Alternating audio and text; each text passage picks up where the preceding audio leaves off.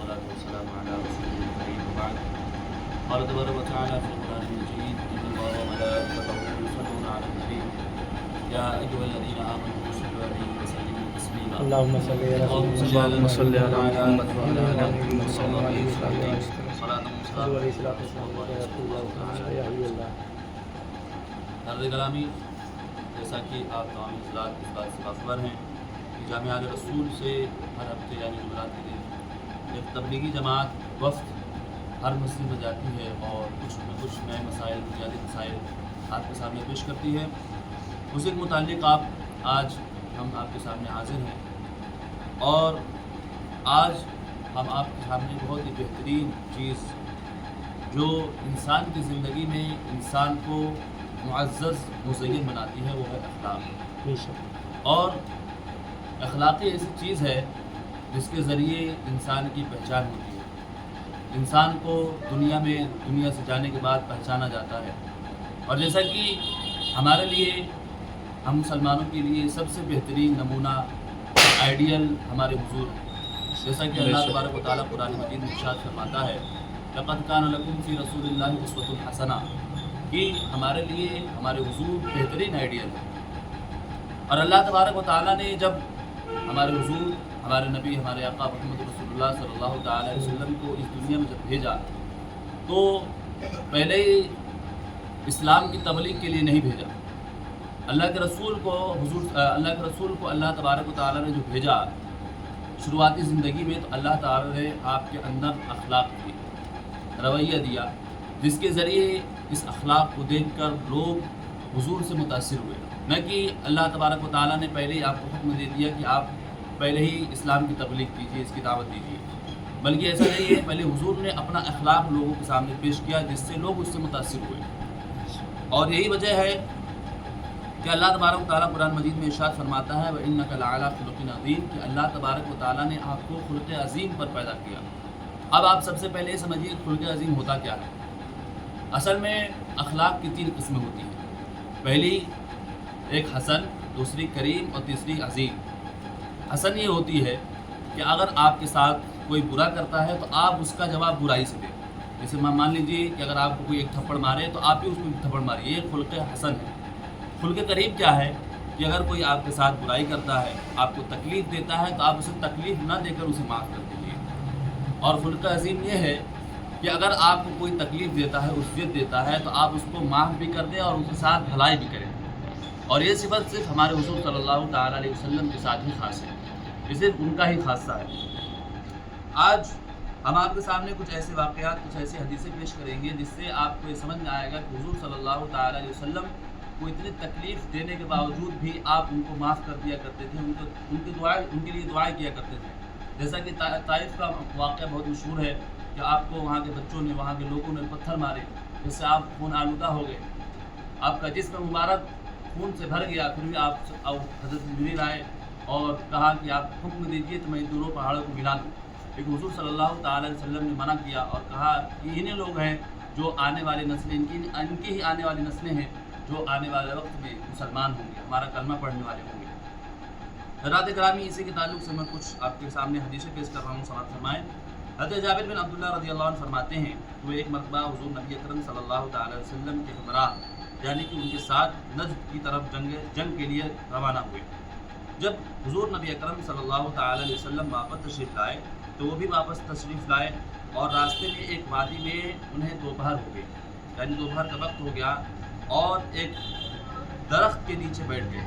جو درخت تھا وہ خاردار تھے۔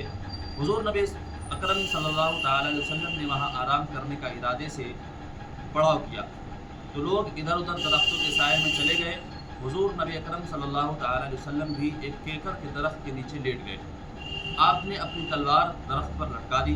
راوی کہتے ہیں، یعنی کہ حضرت جابر بن عبداللہ کہتے ہیں، ہم نے ابھی ایک اونگ ہلی تھی کہ ہمیں حضور نبی اکرم صلی اللہ تعالیٰ علیہ وسلم نے بلانے کی آواز لگائی۔ آواز آئی، ہم جب آپ صلی اللہ تعالیٰ علیہ وسلم کے پاس گئے تو ہم نے دیکھا کہ آپ صلی اللہ تعالیٰ علیہ وسلم کے پاس ایک بدو بیٹھا تھا۔ آپ نے فرمایا، اس شخص نے میرے سوتے ہوئے میری تلوار اچک لی، میری آنکھ کھلی تو یہ تلوار لہرا رہا تھا اور کہہ رہا تھا تجھے میرے ہاتھ سے کون بچائے گا، یعنی کہ وہ حضور صلی اللہ تعالی علیہ وسلم کو مارنے کا ارادہ کر رہا تھا، مارنے جا رہا تھا۔ میں نے کہا اللہ اور حضور صلی اللہ تعالی علیہ وسلم نے فرمایا 3 مرتبہ کہ اللہ بچائے گا۔ پھر اس کے ہاتھ سے تلوار گر پڑی اور اب یہ بیٹھا ہے، پھر آپ نے اس کو معاف کر دیا۔ آپ سوچیں کہ یہ کتنی بڑی بات ہے کہ اگر آپ کو کوئی تلوار لے کر کھڑا ہے اور آپ اسے پکڑ لیں، آپ اس کو شکست دے دیں اور پھر بھی آپ اسے معاف کر دیں۔ یہ صرف خلق عظیم تھا اور یہ صرف حضور صلی اللہ تعالی علیہ وسلم کا خاصہ ہے، اور آپ کی یہ بہترین اخلاق ہے کہ اگر کوئی دشمن بھی ہو، آپ کو مارنے کا ارادہ بھی رکھتا ہو، پھر بھی آپ اسے معاف کر دیں۔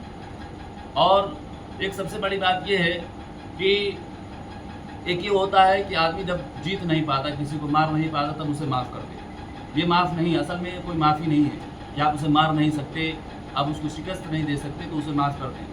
بڑائی تو تب ہے، بڑکپن تو تب ہے کہ جب آپ اسے چاہیں تو اٹھا کے پٹک سکتے ہیں، اسے مار سکتے ہیں، اسے قتل کر سکتے ہیں، پھر بھی آپ اسے معاف کر دیں۔ یہ اصل میں بہترین اخلاق ہے۔ اور اسی کے متعلق ایک اور حدیث سماعت فرمائے، حضرت انس رضی اللہ عنہ فرماتے ہیں کہ 80 افراد نے نماز فجر کے وقت جبل تنعیم پر سے حضور صلی اللہ تعالی علیہ وسلم اور آپ کے اصحاب کرام پر آپ کے قتل کی نیت سے حملہ کر دیا، مگر وہ سب پکڑ لیے گئے۔ بعد میں آپ صلی اللہ تعالی علیہ وسلم نے ان سب کو رہا فرما دیا۔ اس پر اللہ تبارک و تعالیٰ نے یہ آیت نازل فرمائی، وَهُوَ الَّذِي كَفَّ أَيْدِيَهُمْ عَنْكُمْ وَأَيْدِيَكُمْ عَنْهُمْ بِبَطْنِ مَكَّةَ مِنْ بَعْدِ أَنْ أَظْفَرَكُمْ عَلَيْهِمْ وَكَانَ اللَّهُ بِمَا تَعْمَلُونَ بَصِيرًا۔ اور وہی ہے جس نے سرحد مکہ پر حدیبیہ کے قریب، جو حدیبیہ قریب ہے، ان کافروں کے ہاتھ تم سے اور تمہارے ہاتھ سے ان کو روک دیا۔ ایک مرتبہ جنگ خیبر میں زینب نامی ایک یہودی عورت نے نبی کریم صلی اللہ تعالی علیہ وسلم کی دعوت کی اور آپ کے کھانے کے لیے ایک زہر آلود بکری بھیجی۔ اس یہودی عورت کو آپ کے پاس لایا گیا، مگر آپ نے اسے معاف کر دیا۔ یہ سب بتانے کا مقصد یہ ہے کہ جب انسان آپ کی جان کا بھوکا ہو، آپ کی جان کا پیاسا ہو، پھر بھی حضور صلی اللہ تعالی علیہ وسلم نے اس پر یہ قادر ہوتے ہوئے کہ اس کو مار سکتے تھے، اس کو قتل کر سکتے تھے، حکم دے دیتے تو صحابہ کرام ان کو مار دیتے، پھر بھی حضور صلی اللہ تعالی علیہ وسلم نے انہیں معاف کر دیا۔ لیکن آج ہمارے ساتھ یہ ہے کہ اگر ہمارا بھائی بھی ہے تو اگر ہمیں کچھ بول دے، اونچی آواز میں بول دے، تو ہمارا حال یہ ہوتا ہے کہ ہم اسے دشمنی پہ اتر آتے ہیں، اور حال یہ ہوتا ہے کہ اپنا گھر الگ کر لیتے ہیں، اسے مارنے پر اس کے بچوں سے دشمنی کر لیتے ہیں۔ آپ ہم سیکھیے حضور صلی اللہ تعالی علیہ وسلم کی سیرت سے، ان کی احوال زندگی سے، کہ حضور صلی اللہ تعالی علیہ وسلم، ایک واقعہ میں آپ کو بتانا چلوں کہ حضور صلی اللہ تعالی علیہ وسلم ایک بار راستے سے جا رہے تھے تو ایک پاگل قسم کا آدمی آیا، تو حضور صلی اللہ تعالی علیہ وسلم اپنی چادر مبارک اپنے کندھے پر رکھے ہوئے تھے اور ایک خردری چادر تھی۔ وہ شخص آیا اور اچانک سے آپ کی چادر کھینچا تو آپ کی جو چمڑی تھی کندھے کی وہ چھل گئی۔ حضرت عمر کہتے ہیں یا رسول اللہ آپ حکم دیجیے تو اس کا سر تن سے جدا کرو۔ تو حضور صلی اللہ تعالی علیہ وسلم نے منع کیا، تو شخص کہتا ہے آپ وہی شخص ہیں نا جو لوگوں کو ہدیہ دیتے ہیں، انعام دیتے ہیں؟ تو حضور صلی اللہ تعالی علیہ وسلم نے مسکرا کر ہاں میں وہی ہوں۔ حضور صلی اللہ تعالی علیہ وسلم نے اس کو ہدیہ دیا۔ آپ سوچیں یہاں بھی آپ حضور کا اخلاق دیکھیں کہ کس قدر حضور کا اخلاق عظیم تھا، خلق عظیم ہے یہ، کہ حضور صلی اللہ تعالی علیہ وسلم نے اتنی مشقت کے یہاں تک کہ اس چمڑی چھل گئی، پھر بھی آپ نے اس کو یہ منع نہیں کیا بلکہ آپ نے اس کو عطا کیا۔ اور ہمارے سامنے اگر کوئی، میں آپ کو بتایا اپنے بھائی کی مثال دے رہا ہوں، حالانکہ بھائی سب سے عزیز ہوتا ہے، ماں باپ سب سے عزیز ہوتے ہیں۔ اگر باپ بھی اگر آج کل نوجوانوں کو بول دیتا ہے تو نوجوان غصہ ہو جاتے ہیں کہ ہم کو ایسا بول رہے ہیں۔ حالانکہ ماں باپ کے الگ ہی ہمارے زندگی میں، اس دنیا میں اگر کوئی سب سے پہلے اگر کوئی ادب کا مستحق ہے تو ہمارے والدین ہیں۔ حضرات گرامی، آئیے ہم آپ کو بتاتے ہیں کہ حضور صلی اللہ تعالی علیہ وسلم کے خلق اور مخلوق پر رحمت و شفقت، حضور نبی اکرم صلی اللہ تعالی وسلم کی زندگی اور آپ صلی اللہ تعالی علیہ وسلم کا اخلاق حسنہ اللہ تعالیٰ کی رحمت کا مجسم اور کامل نمونہ تھے۔ حضرت انس رضی اللہ عنہ فرماتے ہیں ما رأيت احدا كان ارحم بالعيال من رسول اللہ صلی اللہ علیہ وسلم، کہ میں نے حضور نبی اکرم صلی اللہ تعالی علیہ وسلم سے زیادہ کسی شخص کو اپنے گھر والوں پر مہربان اور شفیق نہیں دیکھا۔ اور اللہ تعالیٰ آپ کی تعریف میں فرماتا ہے وما ارسلناک الا رحمۃ للعالمین، کہ محبوب ہم نے آپ کو تمام جہان کے لیے رحمت بنا کر بھیجا۔ نیز ارشاد فرمایا لقد جاءکم رسول من انفسکم عزیز علیہ ما عنتم حریص علیکم بالمؤمنین رؤوف رحیم، بے شک تمہارے پاس تم میں سے ہی ایک باعظمت رسول تشریف لائے، تمہارا تکلیف و مشقت میں پڑھنا ان پر سخت گرا گزرتا ہے۔ یعنی کہ ہم جب تکلیف میں پڑھتے ہیں تو اس سے ہمارے حضور کو تکلیف ہوتی ہے کہ میرا امتی تکلیف میں ہے۔ جیسا کہ کوئی بھی آپ دیکھیں کہ کوئی بھی ہوتا ہے، جب وہ بچہ پیدا ہوتا ہے تو جب سے وہ عقل سنبھالتا ہے تب سے صرف اس کی اپنی پڑی ہوتی ہے، لیکن آپ جب تاریخ پڑھیں گے تو جب آپ پڑھیں گے تو آپ کو معلوم ہوگا کہ حضور صلی اللہ تعالی علیہ وسلم جب پیدا ہوئے تب سے آپ نے صرف امتی امتی کہا، ہم امتیوں کا خیال رکھا، ہمارے لیے رویا، آپ نے سجدے کیے، ہمارے لیے 2 دن تک سجدے میں رہے، ہم گناہگار امتیوں کے لیے۔ لیکن ہمارا حال یہ ہے کہ ہم ان کی سیرت کو نہیں جانتے، ہم ان کی باتوں پر عمل نہیں کرتے۔ وجہ یہ ہے کہ ہم نے تعلیم حاصل نہیں کی، سب سے بڑی وجہ تو یہی ہے کہ ہم نے تعلیم حاصل نہیں کی۔ اور مان لیجیے اگر ہم کسی وقت کسی مجبوری کی وجہ سے ہم تعلیم حاصل نہ کر سکے تو ہم کسی علماء کے پاس، کسی عالم کے پاس بیٹھ کر یہ توفیق بھی نہ ہوئی کہ ہم ان سے سیکھیں۔ حالانکہ اخلاق ایسی چیز ہے کہ جس کے بنا زندگی نامکمل ہے، انسان کی حیات نامکمل ہے۔ زندگی اگر اچھی چاہتے ہیں، اگر چاہتے ہیں کہ آپ سے لوگ محبت کریں، اور بہترین انسان وہی ہے اس دنیا میں، بہترین انسان وہی ہے جس سے لوگ خوش رہیں، اس کے گھر اور اہل خاندان خوش رہیں۔ ہمارا تو حال یہ ہے کہ ہم سب سے جدا ہیں، کسی سے ہمارا کوئی تعلق نہیں ہے، حالانکہ یہ غلط ہے۔ ہم کو چاہیے کہ لوگوں میں گھل مل کر رہیں، ان سے اخلاق سے پیش آئیں اور ان سے صلح رحمی کریں۔ اور فرماتا ہے وہ تمہارے لیے بھلائی اور ہدایت کے بڑے طالب اور آرزو مند رہتے ہیں، اور مومنوں کے لیے نہایت شفیق، بے حد رحم فرمانے والے ہیں۔ اور فتح مکہ کے وقت بڑی آسانی سے حضور صلی اللہ تعالی علیہ وسلم نے اپنے خون کے پیاسوں کو گرفتار کر کے عبرتناک سزائیں دے سکتے تھے۔ جب فتح مکہ ہوئی تو آپ حضور صلی اللہ تعالی علیہ وسلم کا آپ کو جو پتہ ہی ہے کہ کتنی تکلیفیں دی، جس کی وجہ سے حضور صلی اللہ تعالی علیہ وسلم کو مکہ چھوڑنا پڑا اور مدینہ کی طرف ہجرت کرنی پڑی۔ لیکن جب حضور صلی اللہ تعالی علیہ وسلم اور اصحاب کا مکہ میں فتح ہوا، مکہ پر غلبہ ہوا، تو آپ صلی اللہ تعالی علیہ وسلم نے جتنے وہاں کے جو گرفتار ہوئے تھے، آپ چاہتے تو ان کو عبرتناک سزائیں دے سکتے تھے کہ کتنی آپ کو تکلیفیں دی گئی تھی جب آپ مکہ میں تھے، لیکن حضور صلی اللہ تعالی علیہ وسلم نے ایسا بالکل نہ کیا، بلکہ ان کو سب کو رہا کر دیا۔ یہ بھی آپ صلی اللہ تعالی علیہ وسلم کا خلق عظیم ہے۔ انہیں غلام بنا کر ان کی اکڑی ہوئی گردنوں کو جھکا سکتے تھے، لیکن حضور رحمت عالم صلی اللہ تعالی علیہ وسلم نے ہر قسم کی انتقامی کارروائی سے گریز کیا، عفو و درگزر سے کام لیتے ہوئے اپنے بدترین دشمنوں کے لیے عام معافی کا اعلان فرما دیا۔ بعد میں ان میں سے بعض نے بغیر کسی جبر یا دباؤ کے اسلام قبول کر لیا، اور بعض بدستور حالت کفر میں رہے۔ تاریخ انسانی کا یہ ایک محیر العقول واقعہ ہے، یعنی عقل کو حیران کر دینے والی واقعہ ہے کہ اگر آپ کو کوئی گھر سے ناحق آپ کو بھگا دے، آپ کے گھر والوں کو بھگا دے، پھر آپ کو یہ موقع ملے کہ آپ ان کو مار سکتے ہیں، قتل کر سکتے ہیں، پھر بھی آپ ان کو معاف کر کے انہیں چھوڑ دیں۔ تو یہ حالانکہ اگر عام آدمی کو بتایا جائے تو وہ بھی حیران رہے گا، بتاؤ کہ اتنا بڑا اس کے ساتھ ظلم ہوا، پھر بھی اس نے اس کو معاف کر دیا۔ محیر العقول واقعہ ہے کہ قوت اور طاقت رکھنے کے باوجود حضور صلی اللہ تعالی علیہ وسلم نے کسی کو غلام بنایا، نہ کسی کی گردن اڑانا پسند کیا۔ فرمایا بلکہ رحمت کا دریا بہا دیے کہ جس کا جی چاہے فیض یاب ہو لے، کرم کے موتیوں سے اپنا دامن بھر لے، اور ایمان کے خزانے سمیٹ لے۔ حضرات کرامی، اس کل سب کا مقصد یہ ہے کہ ہمیں چاہیے، دیکھیے آج لوگ کہتے ہیں کہ ایک سوال ہوتا ہے کہ آج مسلمانوں کو بہت ظلم ہو رہا ہے۔ ہم آج کے نوجوان یہ کہتے ہیں کہ جلدی امام مہدی علیہ السلام چلے آئیں اور اس دنیا میں صرف حکومت، اسلامی حکومت قائم ہو جائے۔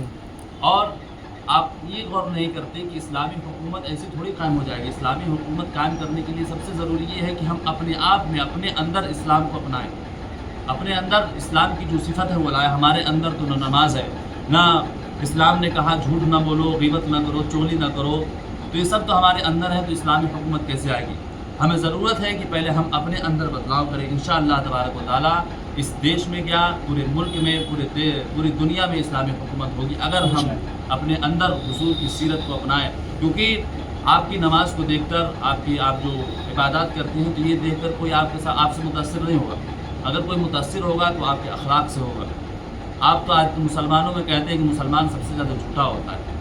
آج اگر کوئی کہتا ہے کہ اگر کہیں کچڑے ہیں، کہیں گندگی ہے تو مسلمانوں کے علاقے میں، حالانکہ ہمارے دین نے، ہمارے اسلام نے، ہمارے مذہب نے پاکی کو دین کا آدھا حصہ بتایا ہے، ایمان کا آدھا حصہ بتایا ہے کہ پاک صاف رہو، جھوٹ نہ بولو، غیبت نہ کرو، اپنے ساتھ دوسروں کو اپنا اچھا اخلاق پیش کرو، جب خاص طور پہ جب تم غیروں میں جاؤ تو اور بہترین اخلاق پیش کرو تاکہ وہ تم سے متاثر ہو۔